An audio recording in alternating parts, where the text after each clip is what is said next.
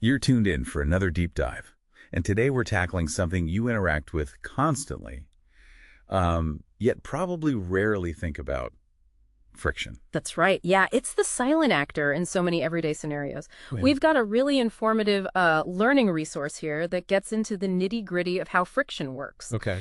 Our goal today really is to pull out the most crucial insights, maybe even surprise you with a few things, Yeah. and ultimately give you a better understanding of friction's vital role in your day-to-day life, all based on this material we've got. Okay, let's jump right in then. Picture this. You give a ball push, or maybe you stop pedaling your bike. What happens? Right. Eventually, they both slow down and stop. So what's that unseen force putting on the brakes? That's the puzzle we're going to unpack today. And at its heart, that braking force is friction. In simple terms, friction is the force that kicks in to oppose the relative motion between any two surfaces that are touching. It's funny how even the word itself hints at what it is. You said it comes from Latin. Yeah, the Latin fricare, which literally means to rub. It's all about that, well, rubbing. Yeah. That interaction. Right, that makes sense. Precisely. Think about, say, a book on a table. If you try to slide it to the right, friction acts like an invisible hand pushing back to the left. Okay. Try to slide it left, and friction pushes right. It's always resisting the movement you're trying to create. So whether you're pushing or pulling, friction is the ultimate contrarian, Yeah. always voting against the motion. It's like that one friend who always says, "Are you sure about that?" Huh. Unnecessary contrarian, though. Oh.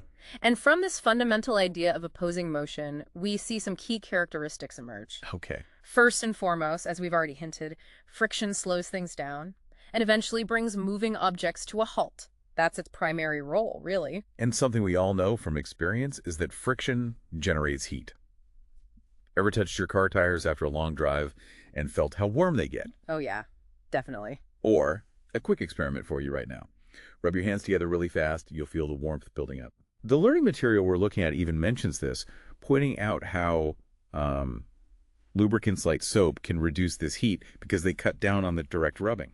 Which leads directly to the third property. Yeah. Wear and tear. All that resistance and rubbing eventually takes its toll on surfaces. Yeah. Think about the worn-out soles of your favorite shoes, or the tires on your car losing their tread, or even the internal parts of machinery gradually wearing down. Friction is often the culprit there. Okay, so friction. The great resistor, the heat generator, and the agent of wear and tear. That makes sense.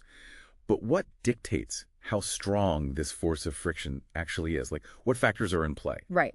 Several key things determine the amount of friction between two surfaces. The first is their smoothness or roughness.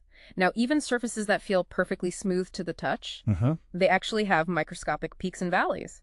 When these surfaces try to slide past each other, those tiny bumps catch and interlock.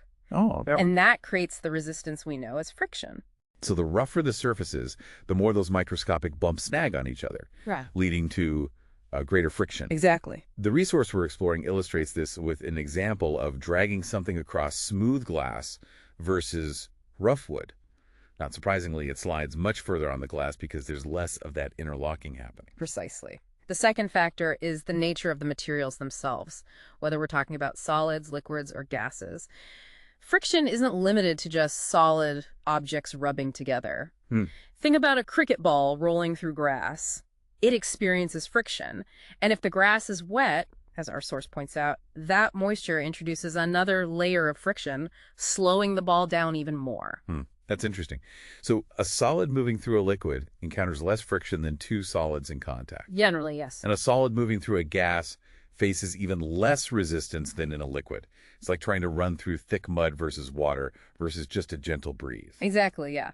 The magnitude of the frictional force differs significantly depending on the states of matter involved. Yes. The third crucial factor is what's called the normal reaction. In simpler terms, and for objects on a horizontal surface, you can often think of this as related to the weight of the object. Right, weight pressing down. Exactly. Imagine pushing an empty cardboard box versus a box full of heavy books across the same floor. Much harder with the books. Right. The heavier box presses down harder on the floor, increasing how much those microscopic bumps interlock, and therefore increasing the friction. Our source has a helpful illustration showing this direct relationship. More weight pressing the surfaces together means more friction. Okay, that feels intuitive. A heavier thing is just harder to get moving. But here's something that really stood out to me in our material, and it might even sound a bit counterintuitive. Friction does not depend on the area of the surfaces in contact, as long as the weight pressing them together stays the same. That's the one. The resource shows two blocks of identical weight, but with different surface areas touching the table, and points out that the friction will be the same. Is that right?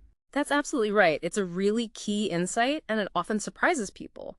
What truly matters is how forcefully those surfaces are pressed together, that normal reaction we talked about, not the sheer size of the area where they're touching. Whoa. Okay, that's one of those things that makes you stop and think. All right, so we've looked at what friction is and what influences its strength. Now let's talk about the different types of friction we encounter. Good idea. We can generally categorize friction into three main types. First, we have static friction. Static, okay. This is the force that's working to keep a stationary object from starting to move when you first apply a force. It's like that initial resistance you have to overcome when you try to push something heavy from a standstill. Right, that getting it going force. Exactly. And static friction can actually increase up to a certain maximum point before the object finally gives way and starts sliding. Then once you've actually got the object moving and it's sliding across the surface, that's where we encounter sliding friction. Correct. Think about pushing that box across the floor once you've broken that initial static friction. Our resource has a visual that perfectly illustrates this type of friction. And the third type? The third type is rolling friction. This is what happens when an object rolls over a surface, like a ball bearing or the wheel of a car. The material we're looking at has a diagram showing this as well. Okay. Now, here's a crucial comparison. Static friction is generally the strongest of the three, No way. followed by sliding friction, and rolling friction is typically the weakest. Uh-huh. That totally explains why it's so much easier to move heavy things using wheels or rollers. Exactly. You're essentially swapping out that stronger sliding friction for the much weaker rolling friction. Precisely. And that's why you see ball bearings used in machinery. They replace sliding motions with rolling motions to cut down on friction and make things run much smoother. Makes perfect sense. So friction isn't just one monolithic force. It comes in different forms with different strengths, and understanding these differences is really key to understanding how things move, in our world. All right, let's get into the everyday impact of friction. We know it can be a pain, slowing things down and causing wear and tear, but it can't all be bad, right? What are some of the ways friction actually helps us out? Absolutely. Friction is often described as a necessary evil, and for good reason. Let's start with some of the essential advantages. Think about simply walking. Right. We can only move forward and maintain our balance because of the friction between our shoes and the ground. Without it, we'd be like Bambi on ice. So true. Imagine trying to walk on a perfectly frictionless surface. It'd be impossible to get any traction. Impossible. And then there are brakes in vehicles. The friction created between the brake pads and the rotors or drums is what allows us to slow down and stop safely. Absolutely critical. And the very act of a car or bus moving forward relies on the friction between the tires and the road, giving them the grip needed to accelerate, brake, and turn. Yeah. Grip. That's the key word. It is. The material we're exploring gives a comprehensive list of these benefits.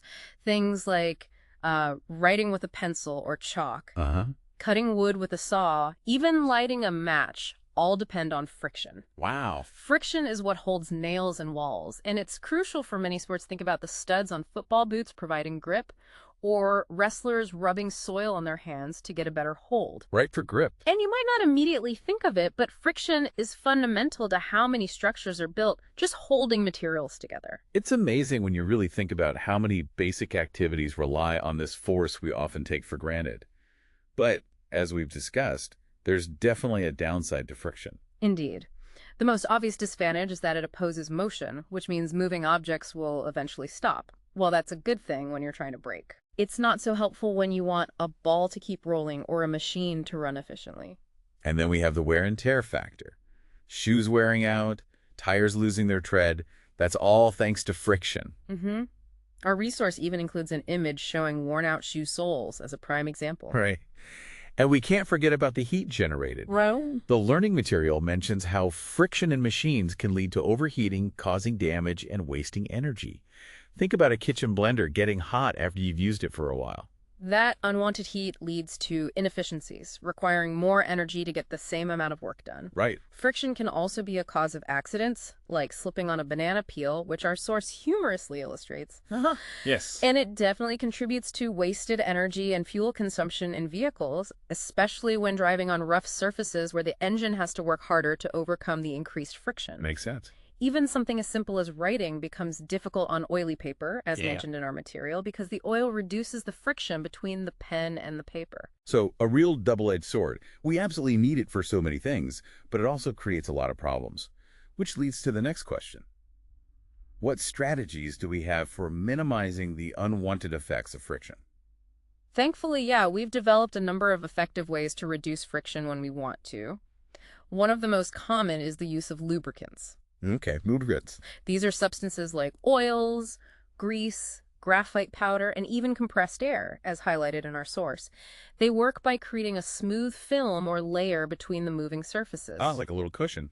Exactly, reducing direct contact and therefore the friction. The resource we're looking at even describes an experiment where oil on a glass surface allows an object to slide much more easily. And we touched on ball bearings earlier. They're a clever invention that replaces sliding friction Which is relatively high. with rolling friction, which is significantly lower. Yeah. Another key method is polishing surfaces. By smoothing out those microscopic bumps and irregularities, we reduce the interlocking that causes friction. So making things smoother. Yeah, things like varnishing and electroplating can achieve this. And of course, the simple act of using wheels or rollers is a fundamental way to reduce friction by enabling rolling motion instead of sliding. Our material also discusses streamlining, which is particularly important for objects moving through fluids, liquids, and gases. Fluid friction or drag. Right. A streamlined shape like that of a boat, a fish, a bird, or an airplane reduces the resistance from the fluid, allowing them to move more efficiently. Yeah, cuts through it better. Interestingly, the resource includes an example of a satellite in space, noting that it doesn't need to be streamlined because there's virtually no air friction in the vacuum of space. That's a great illustration of how the environment dictates the importance of these friction-reducing techniques. No air, no need to worry about air friction. Makes sense. And finally, something as simple as sprinkling a fine powder like talcum powder on a carom board Oh, yeah. or graphite powder in machinery can help to reduce friction by creating a smoother interface between the surfaces. So, while we can't completely eliminate friction, our source even has a little factoid stating that very thing. We've come up with some pretty ingenious ways to minimize its negative impacts when needed. And that really brings us to a central point. Friction is truly a necessary evil. It leads to waste in many ways, causing energy loss and wear and tear. But our everyday lives as we know them would be impossible without it. Absolutely. From the simple act of taking a step to the complex workings of engines and even the movement of objects beyond our atmosphere, friction plays a fundamental, if often unseen, role. It really does. So here's something to really think about as you go about your day. Consider all the interactions happening around you right now. How many of them are only possible because friction is present? And on the flip side, what would happen, what almost unimaginable changes would occur in our world if friction suddenly vanished entirely? It's a truly fundamental force to contemplate. Definitely gives you a new appreciation for something you probably never gave a second thought to. Thanks for diving deep with us into the fascinating world of friction. My pleasure. We encourage you, the listener, to notice its effects in your own life. You might be surprised at just how pervasive it really is.